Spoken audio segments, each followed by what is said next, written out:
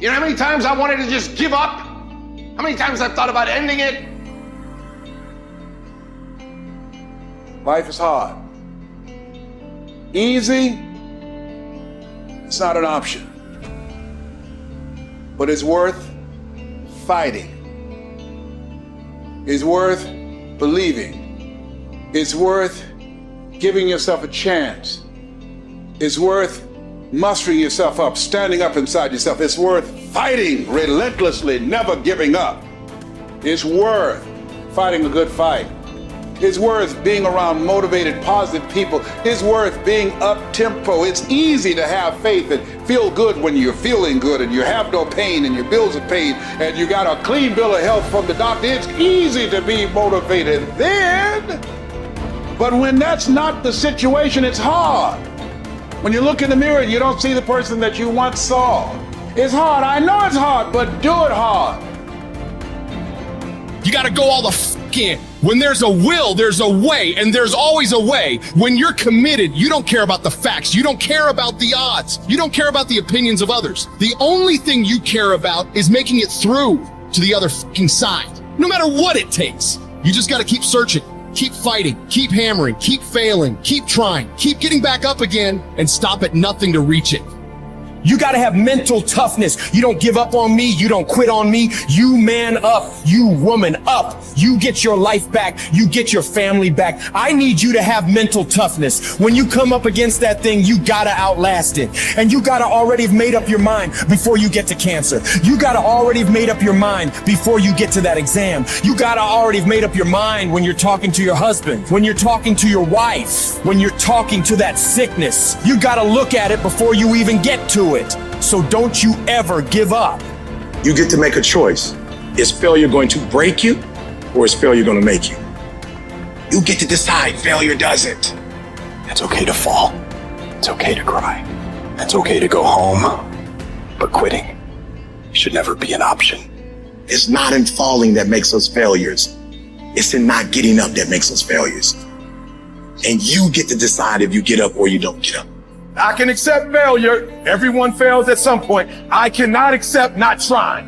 I don't feel rejected. I tried. How do you feel rejected when you try? The person who didn't try should feel rejected. The person that didn't try should feel defeated. I tried. I don't feel rejected. I feel good about myself. I don't feel bad. I gave it 120%. You can't never feel bad when you put forth 120%. You can't let the outcomes make you feel whack. I'm not whack. I'm a warrior. I'm a problem solver. I'm not soft. I'm not weak. I don't quit. I don't give up. I don't surrender. I don't always win, but I always try.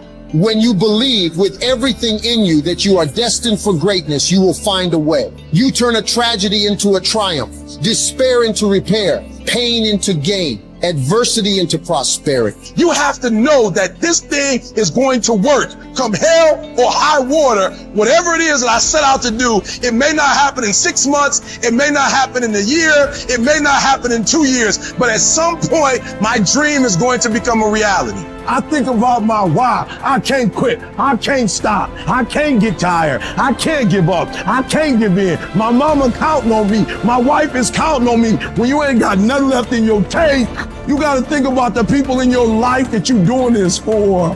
And then if you could think about them, you could go one more mile. You could go one more day at work.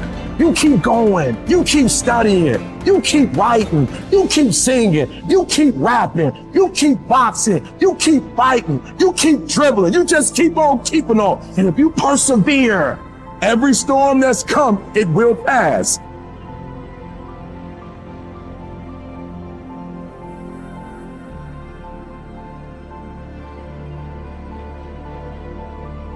Do you know abundance is our birthright? Abundance is our birthright, and everywhere you look, you see abundance. Everywhere you look. There's an abundance of leaves on the trees.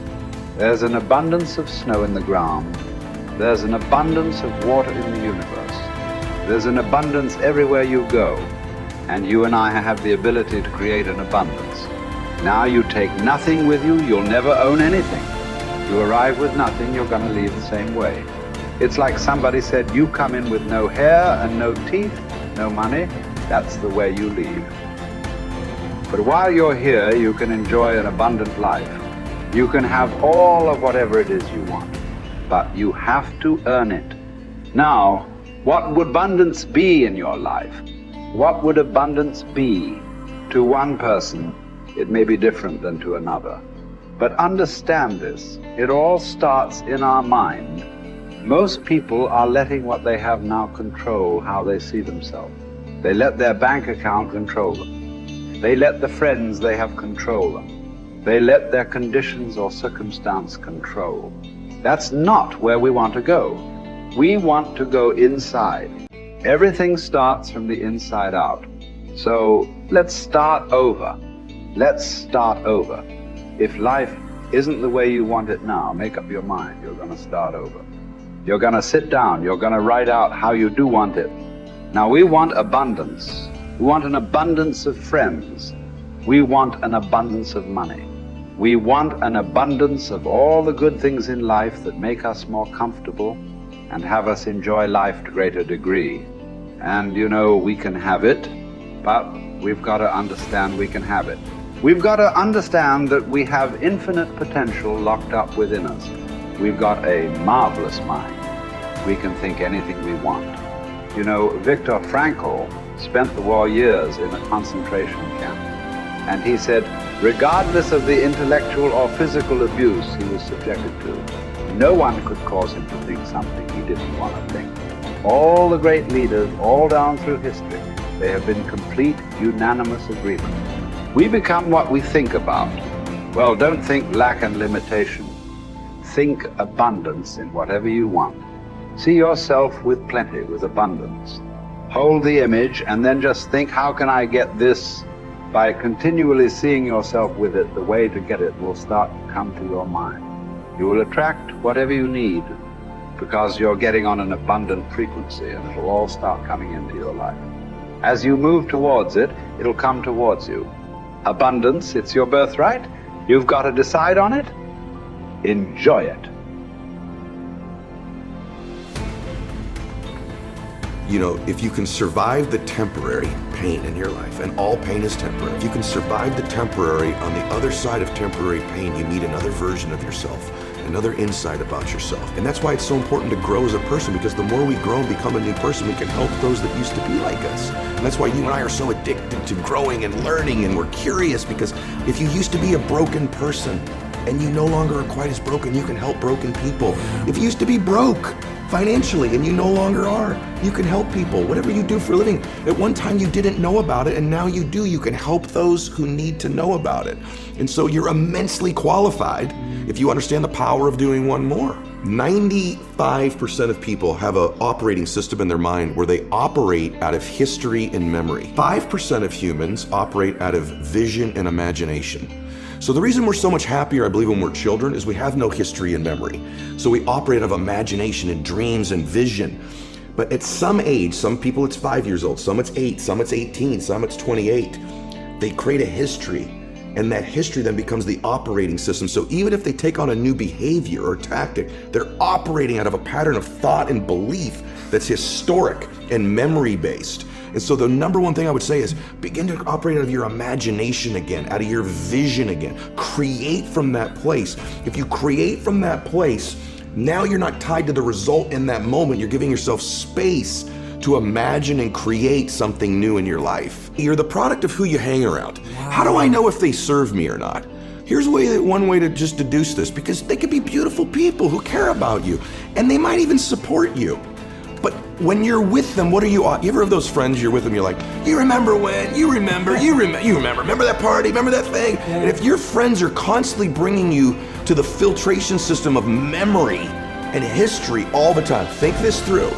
How often are those friends saying, hey, what are you working on now? Where are you going? What's your vision? What do you want to create? And maybe that sounds hokey, but you and I have both our friends have the most amazing histories, and you can't get them to talk about them. No. You have to work, because what are they still doing? Yeah. They're talking about now and where they're going. Yeah. Their viewpoint in their life is being present and having a vision for the future. Yeah. A formula for misery, a formula for lack of creativity, lack of productivity, is constantly being history and memory. Even if it's good, it doesn't serve us. And for most of us, it's not good. And we keep living from it or trying to move away from it. Create a new future. Don't move away from the past. Create a brilliant, imaginative, curious, vibrant vision for your life. Love for something is in the present moment also, right? Love is not just for the past. And it's funny how important one day is, man. When my dad got sick, my dad got cancer. When he first got sick, he goes, hey, my dad was a dude. He goes, look, I'll fight this one time. Okay, I'll do your little chemo and your surgery, but I'm not gonna pour poison into my body. I'm not gonna lose my hair. I'm not gonna deteriorate. I'll give this thing a shot once. If it doesn't work, I'm out. That led to 8 years of him fighting it. Chemo, radiation, proton therapy, surgery, chemo, experimental chemo, and he did lose his hair and he was in pain. And I'd say to my dad, Dad, you're suffering so much. You said you wouldn't suffer.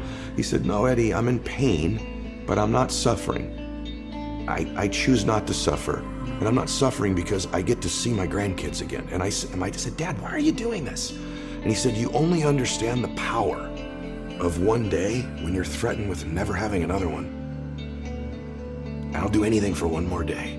Get to be with you one more time. Give your mom a kiss one more time. Maybe I'll see one of my granddaughters get married. And he goes, I'll do anything for one more day. And when we begin to think of our life that way, the power of right now and having one more moment and one more minute is so beautiful. It's so blessed. It's so big. It's so amazing. Why would we spend that minute in history? Why would we spend that minute in the past when we could be fully present and creating the future?